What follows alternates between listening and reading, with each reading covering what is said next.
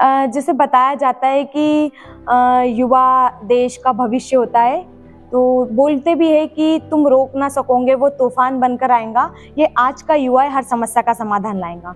और ये भी बोलते हैं कि युवा कल का नहीं अपितु आज का नागरिक है। तो आज के युवा को देश का कर्णधार बनने के लिए पहले अपने आज को संवारना होगा।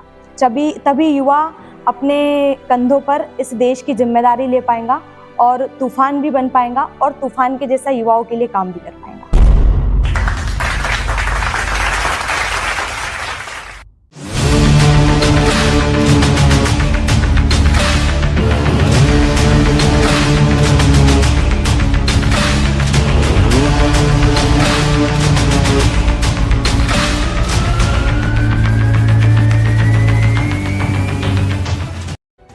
नमस्कार, मैं ऋषभ राज पाठक आपका स्वागत करता हूँ लीड लैब के मंच से। जिस प्रकार हम विभिन्न क्षेत्रों के दिग्गजों से आपको मिलाते हैं, उसी प्रकार एक दिग्गज हमारे देश की बेटी जो कि छात्र राजनीति में भी अग्रसर है और विभिन्न तरीके से युवाओं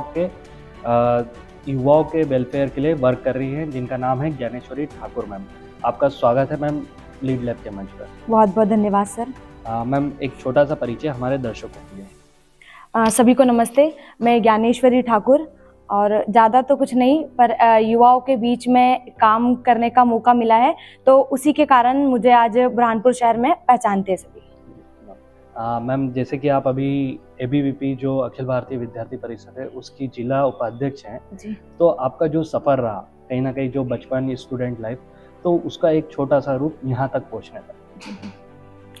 जैसे कि बताते अपन, जब एग्जाम्पल बताऊँ मैं आपको, जैसे हम जब 10 लोगों को खड़ा कर देते हैं तो उसमें एक को हमको चुनना होता है लीडर के रूप में। तो वैसे स्कूल टाइम से ही मेरा बहुत इंटरेस्ट था कि एक लीडर बन के मैं काम करूँ सभी के बीच में। तो स्कूल में तो मैं मॉनिटर हुआ करती थी क्लास में। फिर बाद में जब मैं कॉलेज में आई, मुझे कुछ युवा साथी मिले, परिषद के कार्यकर्ता मिले, जिन्होंने मुझसे मतलब बातचीत की, और उनको कहीं ना कहीं लगा कि जब हम आपको हमारे साथ जोड़ते हैं तो आप भविष्य में एक अच्छी छात्र नेता बन सकती है और हमारे साथ काम कर सकती है बिना कोई डर के। तो बस उसी के माध्यम से मैं विद्यार्थी परिषद में जुड़ी और मेरा कुछ सफ़र यूँ रहा। मतलब विद्यार्थी परिषद में मुझे आज काम करते हुए 7 वर्ष हो गए हैं, तो उसमें इतना सारा एक्सपीरियंस रहा, युवाओं के बीच में कैसे काम करते हैं, युवाओं को मतलब जिस चीज़ का युवा सामना नहीं कर पाते हैं उनको अपन कैसे बताएं कि वो सामना कर सकते हैं। और उसमें एक माइनस वाली चीज़ ये भी आती है कि एक लड़की होकर, एक छात्रा होकर इतने सारे युवाओं के बीच में कैसे काम किया जाता है। तो उससे मुझे बहुत सारी चीज़ें सीखने को मिली। मैम, जैसे कि आपका जो क्षेत्र है, आप जिसमें अभी 6-7 वर्षों से वर्क कर रहे हैं कि एबीवीपी जी, तो बहुत सारे ऐसे लोग भी हैं जिनको पता नहीं है कि एबीवीपी का कार्य क्या है। तो हमारे दर्शकों के लिए वो कि आप एबीवीपी संगठन जो है वो क्या कार्य कर रहा है। जी। जैसे कि उसका शॉर्ट फॉर्म है एबीवीपी, तो इसका फुल फॉर्म है अखिल भारतीय विद्यार्थी परिषद। उसके नाम से भी हम लोगों को समझ में आता है कि अखिल भारतीय विद्यार्थी परिषद मतलब विद्यार्थियों का एक संगठन। जैसे सभी के अपने अपने एक अलग संगठन होते हैं, शिक्षकों का अलग संगठन होता है, मजदूरों का अलग संगठन होता है, व्यापारियों का अलग संगठन होता है, तो वैसे विद्यार्थियों का भी अपना एक अलग संगठन है जो विद्यार्थियों की समस्या के समाधान के लिए काम करते हैं। अब विद्यार्थियों की समस्या बोले तो कुछ भी हो सकती है, वो स्कूल की हो, कॉलेज की हो, कोचिंग की हो, या अदरवाइज कोई भी समस्या हो, या उनकी पर्सनल भी कोई समस्या हो। तो वैसे ही उसकी समस्या के समाधान के लिए, विद्यार्थियों की समस्या को पटल पर लाने के लिए ही विद्यार्थी परिषद लगातार 75 वर्षों से काम कर रहा है और अब 76वें वर्ष में प्रवेश कर चुका है। बिल्कुल मैम। एक और बात की, जो एक नेता होता है, किसी भी संगठन का नेता हो, उसके जीवन में बहुत सारी चुनौतियाँ आती हैं। बिल्कुल आती। तो कोई ऐसी चुनौती आपने इस 6 वर्ष या 7 वर्ष का जो भी आपका सफर रहा है उसमें देखी, जिसको देख के आप हताश हुए लेकिन उसका सामना करके आप आगे बढ़े? जैसे ऐसा भी होता है सर कि जैसे मतलब मैंने पहले एग्जांपल दिया कि लड़कियां अगर इस फील्ड में जा रही है, क्योंकि मतलब एक विद्यार्थी परिषद का ऐसा है कि अगर विद्यार्थी परिषद से ही कई लोग अपना फ्यूचर अगर पॉलिटिक्स में प्लान करते हो तो वो यहीं से उनकी सीढ़ी शुरू होती है कि वो यहीं से शुरुआत करें और आगे बढ़े। तो एक छात्रा कार्यकर्ता होने के नाते जब मैं स्टार्टिंग में मैंने काम करना शुरू किया तो बहुत ऐसा अनकम्फर्टेबल फील होता था कि मैं इतने सारे भैया लोगों के बीच में काम कर रही हूँ, मैं सेफ हूँ या नहीं हूँ। तो बहुत सारी चुनौतियाँ आई। और चुनौतियों के साथ साथ काम करने के साथ साथ एक चुनौती ये भी आई कि विद्यार्थी परिषद जब भी स्टूडेंट को कोई समस्या होती है तो उसके लिए आंदोलन करता है। अब आंदोलन करता है तो कई चुनौतियां ऐसी भी आती है कि भाई वहाँ पर पुलिस प्रशासन भी आता है, बहुत सारे दूसरे लोग भी आते, तो वहाँ कहीं ना कहीं ऐसा फील हुआ कि हम लोग विद्यार्थियों के लिए काम तो जरूर कर रहे हैं, पर हम विद्यार्थियों के लिए काम करने के चक्कर में कहीं हम अपने जीवन को किसी मुसीबत में ना डाल दे। तो तब मन ऐसा भी हुआ कि अब पीछे हो जाना चाहिए, अब काम नहीं करना चाहिए। परंतु जब मतलब पीछे के लोगों ने थोड़ा सा सपोर्ट किया कि आप बने ही इसलिए हो, आप युवाओं के लिए काम कर रहे हो, आप उसी से पहचाने जा रहे हो, तो आपको पीछे ना होते हुए आगे जाना चाहिए। चुनौतियां तो बहुत आएंगी जीवन में, लेकिन बोलते हैं ना, चुनौतियां भी उन्हीं के जीवन में आती है जो बहादुर होते हैं और उस चुनौती को पार कर सकते हैं। तो वैसे ही हमने चुनौती का सामना किया और आगे बढ़ते गए।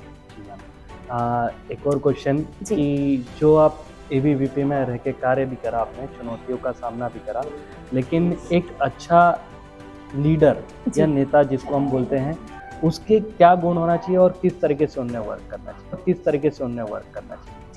जैसे एक अच्छा नेता के और एक अच्छे लीडर के गुण होना चाहिए कि सबसे पहले वो ईमानदार होना चाहिए।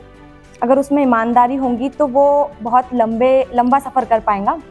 दूसरी चीज़, अगर लीडर है तो लीडर ने ये नहीं मानना चाहिए कि हम अपने आप में ही एक लीडर है, क्योंकि हमारे पास ऐसे बहुत सारे कार्यकर्ता होते हैं जिनमें भी एक अच्छे गुण होते हैं, एक अच्छी क्वालिटी होती है, वो हमको देख के कहीं ना कहीं सीख रहे होते हैं। तो सबसे पहले लीडर का पहला कर्तव्य तो ये होना चाहिए, जो अपने साथ के लोग हैं उनको साथ में लेकर चले, ना कि अपने आप को लीडर समझे। क्योंकि जब वो अपने साथ में रहेंगे, बताया भी जाता है कि अगर हमारी एक उंगली हो तो उसको कोई भी आसानी से तोड़ मरोड़ सकता है, परंतु जब मुट्ठी रहेंगी तो कोई उसको आसानी से तोड़ मरोड़ नहीं सकता है। तो जब हम हमारे साथ के कार्यकर्ताओं को बिना लीडरी बताते हुए साथ लेकर चलेंगे, तो वाकई भविष्य में हम एक अच्छे व्यक्तित्व का निर्माण भी करेंगे, एक अच्छे लीडर भी बन सकते हैं और एक अच्छे नेता भी बन सकते हैं। और क्या उपलब्धियां रही हैं आपके जीवन में कुछ ऐसी जो आप दर्शकों के साथ साझा करना चाहते हैं? जैसे अभी लेटेस्ट ही मैं बताऊँ, मैं बहुत टाइम से सोशल वर्क कर रही हूँ, मुझे भी नहीं पता कि मेरा कहाँ कैसे क्या नाम आ गया। और जो अपने माननीय प्रधानमंत्री जी का जो प्रोग्राम था 15 अगस्त का न्यू दिल्ली में, तो उसके लिए मेरा सिलेक्शन हुआ। मुझे नहीं पता था कि मेरा नाम वहाँ कैसे गया, क्या हुआ, परंतु जब बोलते हैं ना कि हम लगातार संघर्ष करते रहो, कार्य करते रहो, हमें जहाँ जो मिलना है वो मिल जाएगा। तो बिना फल की चिंता किए मैंने जो अपना काम किया, जो इतने टाइम से मैं छात्राओं के बीच में, युवाओं के बीच में, सामाजिक क्षेत्र में काम कर रही हूँ, तो कहीं ना कहीं मुझे ऐसा लगता है कि उसी के माध्यम से मैं इतने बड़े प्लेटफॉर्म पर गई और अपने मध्य प्रदेश का नाम मैंने परचम पर लेकर गई। तो वो मेरे लिए बहुत अच्छी मूवमेंट थी और बहुत अच्छा लगा कि अगर मैं पीछे हो जाती तो आज मैं वो क्षण नहीं देख पाती, लेकिन मैं आगे बढ़ती गई तो आज मुझे वहाँ जाने का मौका मिला। मैम, और आप जो छात्र या विद्यार्थी हैं जी और युवा हैं देश के, उनके लिए कोई एक मैसेज? जी, जैसे बताया जाता है कि युवा देश का भविष्य होता है, तो बोलते भी है कि तुम रोक ना सकोगे, वो तूफान बनकर आएगा। ये आज का युवा है, हर समस्या का समाधान लाएगा। और ये भी बोलते हैं कि युवा कल का नहीं अपितु आज का नागरिक है। तो आज के युवा को देश का कर्णधार बनने के लिए पहले अपने आज को संवारना होगा, तभी युवा अपने कंधों पर इस देश की जिम्मेदारी ले पाएगा और तूफान भी बन पाएगा और तूफान के जैसा युवाओं के लिए काम भी कर पाएगा। बिल्कुल बिल्कुल। मैम, एक सफल नेता या छात्रा नेत्री बनने का श्रेय आप किसको देंगे? जी, मैं एक सफल, पहले तो मैं कार्यकर्ता ही थी, तो मैं एक सफल कार्यकर्ता बनने का श्रेय, और तो पहले तो मैं अपने जो साथी थे जो मुझे आज यहाँ तक लेके आए, एबीवीपी विद्यार्थी परिषद के माध्यम से मैं आज यहाँ तक आई। और उसमें एक प्लस चीज़ ये कि जब भी हम आगे जाते हैं तो ठीक है, बाहर के लोग तो हमें सपोर्ट कर ही रहे होते, परंतु हमें मैटर करता है कि हमारी फैमिली हमारे लिए कितनी सपोर्टिव है। कई बार मैंने देखा है कि माता पिता के मन में एक डर लगा रहता है कि हमारी बेटी कहीं बाहर जा रही है, कहीं 10 लोगों के बीच में जा रही है, तो उन्हें बहुत सारी मुश्किलों का सामना भी करना पड़ता है। और हम जब 225 में आए तो हमने देखा कि अभी की परिस्थिति के हिसाब से लड़कियां बहुत कम सेफ है, मतलब बहुत सारी उन्हें दिक्कतों का सामना करना पड़ता है, वो कहीं भी सेफ नहीं होती है आसानी से। तो पेरेंट्स का जो सपोर्ट मिला मुझे जब से मैं कॉलेज टाइम में गई, और स्कूल टाइम में भी बहुत सपोर्ट रहा। जब कॉलेज टाइम में गई, जब मैं छात्र राजनीति से जुड़ी, विद्यार्थी परिषद से जुड़ी, तब से ही फैमिली वालों का ऐसा सपोर्ट रहा कि मैं जिस चीज़ के लिए पीछे भी हो जाती थी तो पीछे से आवाज़ आती थी कि तुम इसके लिए ही बने हो, तुम आगे जाओ, हम हमेशा तुम्हारे लिए खड़े हैं। हम जब भी किसी गलत चीज़ के लिए गए तो उन्होंने समझाया कि हाँ ये चीज़ गलत है, अगर जो चीज़ गलत है, अगर हम उसे आपको कह रहे हैं तो ठीक है वो गलत है, हम आपके सही के लिए बने हैं और हम आपको हमेशा सही बताएंगे। तो मेरा श्रेय मेरे मम्मी पापा और मेरे भाई बहन को देना चाहूँगी कि वो छोटे होते हुए भी मुझे आज इतना सपोर्ट करते हैं कि मुझे लगता है जो चीज़ मैं नहीं कर सकती हूँ वो भी मैं कर पाती हूँ। और आपको इस छात्र राजनीति में आने की प्रेरणा कहाँ से? प्रेरणा कहाँ से मिली? जैसे मेरा पहले से बहुत इंटरेस्ट रहा है सोशल वर्क में, कि समाज सेवा करूँ। अगर किसी को कहीं लगता है कि अगर वो चीज़ वो नहीं कर पा रहा है और मेरी मदद से अगर वो चीज़ कर पा रहा है, तो मेरा इंटरेस्ट पहले से ही था कि मैं एक सोशल वर्कर बनूँ, एक समाज सेविका बनूँ, कि जहाँ लगता है जिन लोगों की मदद करने के लिए कोई नहीं है तो मैं उनकी मदद करूँ। तो मुझे पहले से ही बहुत इंटरेस्ट रहा है कि मैं समाज सेवा करूँ, तो मुझे ये वहीं से प्रेरणा मिली है कि मैं समाज के लिए लगातार जब तक मेरा जीवन है तो मैं समाज के लिए ही कार्य करती रहूँगी। एक और क्वेश्चन मेरा ये जी बनता सर। है कि आपने बताया आपका परिवार का सपोर्ट तो रहा, जी। लेकिन जब एक बेटी या महिला आगे आती है राजनीति में तो कहीं ना कहीं समाज में क्वेश्चंस उठते हैं, तो वो चीज़ आपको फेस करनी पड़ी या नहीं? जी, बहुत ज़्यादा फेस करनी पड़ी कि जैसे बोलते हैं ना कि लड़कियां घर में ही अच्छी लगती है, वो रोटी बनाते हुए ही अच्छी लगती है। परंतु आज जो समय है, मैं बताना चाहूँ कि आज आप इतिहास उठाकर देख लीजिए, लेटेस्ट इतिहास उठाकर देख लीजिए। आज वो मेडिकल का क्षेत्र हो, इंजीनियरिंग का क्षेत्र हो, राजनीति का क्षेत्र हो या खेलों का क्षेत्र हो, हर फील्ड में महिला ही आगे है। अगर मैं उदाहरण देना चाहूँ आपको कि आज हमारे देश की जो राष्ट्रपति है वो भी महिला है। मैं आज बुरहानपुर शहर में रह रही हूँ, तो मैं बुरहानपुर का ही, मैं ज़्यादा दूर न जाते हुए बुरहानपुर का ही उदाहरण दूँ। आज हमारे बुरहानपुर शहर की विधायिका महिला है, महापौर हमारी महिला है, हमारी कलेक्टर मैडम महिला है। तो कौन कहता है कि लड़कियाँ कमज़ोर है? कौन कहता है कि महिलाएं कमज़ोर है? अगर मैं बताऊँ कि अगर कोई शक्ति है तो वो शक्ति स्त्री के हाथ में ही है। जब हम बोलते हैं, जैसे बताते भी है कि या देवी सर्वभूतेषु शक्ति रूपेण संस्थिता, नमस्तस्यै नमस्तस्यै नमस्तस्यै नमो नमः। जिस भारत देश में स्त्री को देवी के रूप में पूजा जाता है, तो हम कैसे कह सकते हैं कि स्त्रियां कमज़ोर है, नारियां कमज़ोर है, स्त्रियां कुछ नहीं कर सकती? अगर स्त्रियां करने पे आए या उन पर आ चाहिए तो वो महाकाली का रूप भी धारण कर सकती है और रानी लक्ष्मीबाई का रूप भी धारण कर सकती है। बिल्कुल मैम, एक मैसेज देश के छात्राओं के लिए, स्पेशली क्योंकि आप एक छात्र नेता भी हैं, जी। तो स्पेशली छात्राओं के लिए क्या मैसेज? जैसे मैं कुछ लाइनों के माध्यम से बताना चाहूँगी कि 110 की नहीं, हर एक की आवाज़ हूँ, कहने की दशा में एक नया अंदाज हूँ। दिल या उपकारों की जगह मस्तिष्क से सुनिए मुझे, क्योंकि मैं अबला नहीं, इस देश की आवाज़ हूँ, इस देश की आवाज़ हूँ। तो मैं छात्राओं के लिए यही कहना चाहूँगी कि जब हम अपने अंदर का जो डर है, हम ये सबसे पहले तो हम ये सोचना छोड़ दें कि हम एक लड़की है और हम ये नहीं कर सकती है। क्योंकि जब हमने ये सोचना ही छोड़ दिया तो ऐसी कोई भी चुनौतियाँ आ जाए, ऐसा कोई भी पड़ाव आ जाए कि हम पार नहीं कर सकते। अगर लड़कियां हैं तो डेफिनेटली कोई भी चीज़ हो वो लड़कियां बिल्कुल कर सकती है, परंतु अपने मन के डर को निकालना पड़ेगा। क्योंकि कई बार ऐसा होता है कि हमें बोल दिया जाता है कि आप एक लड़की हो, आप सिर्फ रोटी बनाने के लिए ही बनी हो, तो ये कहकर हमें कहीं ना कहीं पीछे ढकेला जाता है। तो मेरा ऐसा है कि अगर हमें जो ये लोग कहते हैं, परंतु हमारे पास तभी जवाब देना है और हमें करके दिखाना है कि हम एक लड़की होते हुए भी हम ये कर सकते। क्योंकि रानी लक्ष्मीबाई एक महिला थी, वो अकेले उन्होंने युद्ध किया अंग्रेजों से अपने देश को बचाने के लिए।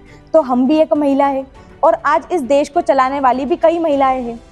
तो क्यों ना हमें ये ना सोचते हुए कि हम एक लड़की है, हमें ये सोचते हुए कि हम एक लीडर है, एक छात्र नेत्री है, एक छात्राओं के लिए, महिलाओं के लिए काम करने वाली एक मतलब ऐसी महिला है जो बहुत सारी चीज़ें कर सकती है, आगे बढ़ सकती है, समाज को आगे ले जा सकती है। ये सोच के काम करे और अपने डर को मन से निकाल दे कि हम लड़की है तो कुछ नहीं कर सकते। बिल्कुल मैम, आपने लीड लैब के मंच के सारे सवालों के जवाब बड़े बखूबी तरीके से दिए। हमारा अंतिम प्रश्न है कि इस लीड लैब के मंच पर आकर आपका अनुभव कैसा रहा? पहले तो मैं लीड लैब का बहुत बहुत धन्यवाद करना चाहूँगी कि आपने मुझे ये मौका दिया कि मैं यहाँ तक कैसे आई। चूँकि एक चीज़ इसमें ये भी रहेंगी कि आज अगर मैं इस लीड लैब के माध्यम से आगे जाती हूँ, ये इस वीडियो को कुछ और छात्राएं देखती है, तो वो कहीं ना कहीं मुझ जैसी बनना चाहेंगी। वो सोचेंगी कि ये भी एक लड़की है, तो क्यों ना हम भी एक लड़की होने के नाते वहाँ तक जाए। तो लीड लैब का बहुत अच्छा प्रयास है कि स्पेशली महिलाओं को भी मंच दे रहा है कि वो अपने आगे आए, वो कैसे किस माध्यम से वो यहाँ तक पहुँची है। तो लीड लैब बहुत अच्छा कार्य कर रहा है और मैं आपसे आग्रह भी करूँगी कि जो सोशल वर्क के माध्यम से जो महिलाओं ने जो छात्राओं ने अपनी एक अलग पहचान बनाई है सामाजिक क्षेत्र में, पढ़ाई के क्षेत्र में, कहीं ना कहीं बुरहानपुर का भी नाम ऊपर लेके गई है, तो आप उन लोगों को भी यहाँ पर बुलाइए और उनके कुछ आपके जो सवाल है आप उनसे जानिए कि वो इस संघर्षशील परिस्थिति में कैसे आगे गई और कैसे अपने देश का, अपने माता पिता का, अपने बुरहानपुर शहर का नाम रोशन किया। बिल्कुल मैम। बिल्कुल मैम, हमारी टीम को विश्वास है कि इस साक्षात्कार के बाद जो भी हमारे दर्शक है और जो स्पेशल महिला और छात्रा दर्शक है, वो कहीं ना कहीं अपने डर को दरकिनार करके अपने क्षेत्र में आगे आएंगे और हमारे देश को विश्व गुरु बनाने के लिए अग्रसर रहेंगे। बहुत बहुत धन्यवाद। बहुत बहुत धन्यवाद सर।